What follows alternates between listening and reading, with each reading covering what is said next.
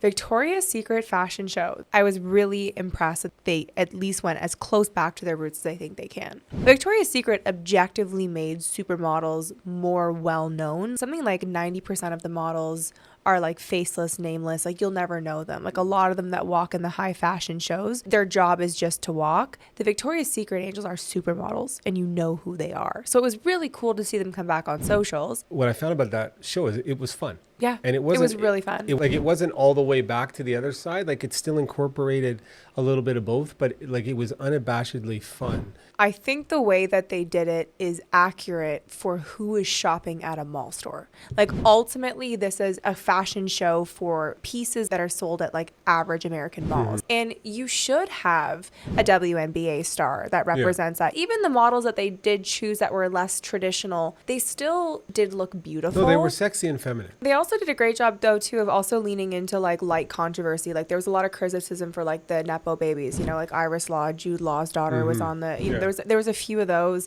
but like ultimately that's also Jude's daughter's beautiful. That's also what Gigi and Bella Hadid were as well, and like the world loves them, and controversy is good.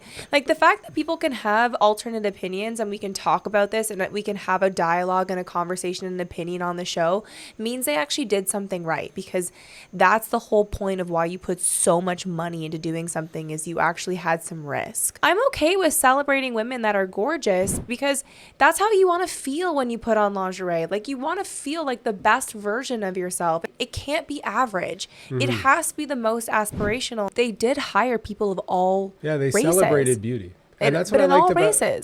That's what I mean. They celebrated beauty across cultures, because beauty exists in every culture. And that's what I love in the Victoria's Secret show. Victoria's Secret kind of went back and rediscovered their brand DNA. You know, like they actually put something together that recaptured the curiosity of its target audience by just embracing that brand DNA, not trying to please everybody, you know, not deviating or diluting it all. Well, that's a problem that they fell into, because it became a brand status or signaler for where they got it. You bought it at Victoria's Secret. Yeah. You were buying into this brand universe of I am sexy because my sexiness comes from a brand that is sexy. When you start to depart from that DNA, when you start to adopt things that are purely not authentic to your brand, it's why it doesn't work. So what makes more sense? You almost need to retract opposed to change. You can scale back and still execute at the highest level opposed to try to change and be inauthentic.